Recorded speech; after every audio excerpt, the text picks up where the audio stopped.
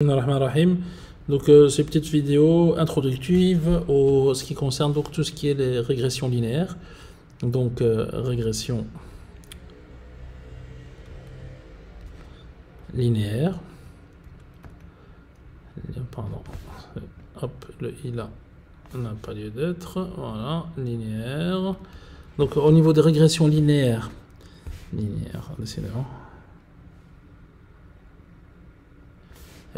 Au niveau de régression linéaire, donc pour remettre un peu dans le contexte, donc on avait vu que au niveau donc de machine learning, où nous avions deux approches, soit c'était du supervised learning, soit c'était du unsupervised learning, donc apprentissage supervisé ou apprentissage non supervisé.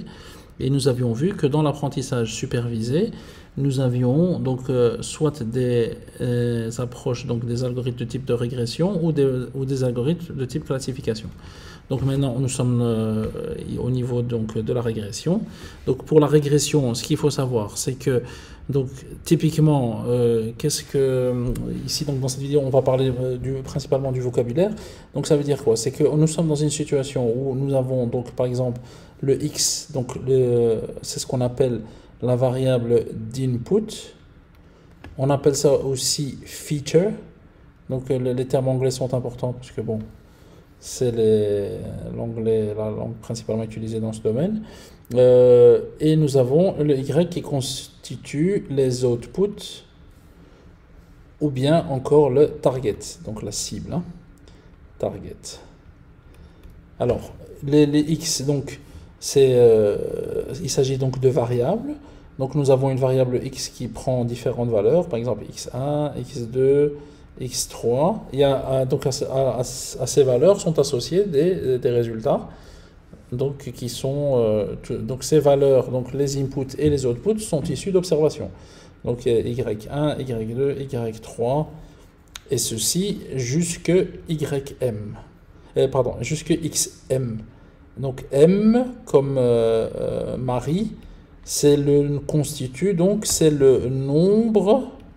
Donc c'est le nombre d'observations que l'on a donc dans notre training set. Donc ça c'est le nombre d'observations et que l'on a dans ce qu'on appelle un training set, donc un ensemble qui permettra d'entraîner notre modèle, training set.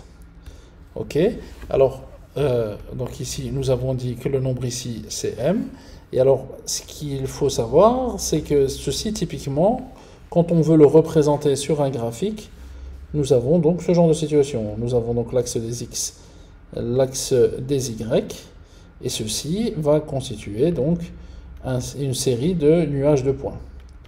Ok, comme ceci. Voilà, par exemple, ça, donc les observations qu'on a ici sont reflétées ici.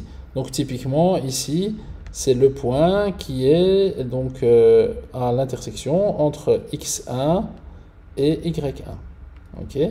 Alors, le but de la régression linéaire, c'est que l'on puisse, à un moment donné, tracer une droite, donc une ligne qui va permettre, comme ceci, qui va permettre de modéliser le comportement donc, de notre modèle. Donc, concrètement, ça veut dire quoi? C'est que, imaginons, nous sommes dans la situation, le x constitue donc la puissance d'une voiture et le Y constitue le prix dans le marché, dans le marché de l'occasion de cette voiture. Donc à une puissance donnée, nous pouvons associer un prix donné. Et alors l'idée, c'est que justement, une application de type régression linéaire, c'est que notre machine learning, donc notre application, notre modèle, sur base de l'observation, pourra tracer une droite qui approchera au mieux donc la manière dont évolue le prix en fonction de la puissance, et grâce à cela, nous pourrons dire à tout moment, nous pourrons définir donc tiens, pour telle puissance, eh ben, j'aurai tel prix associé à cette puissance. Et donc à ce moment-là, je n'ai pas besoin de programmer exactement dans le détail pour toutes les puissances, les prix associés, mais j'ai juste à définir un modèle. Et donc ça, c'est typiquement ce qu'on appelle donc l'approche par régression linéaire.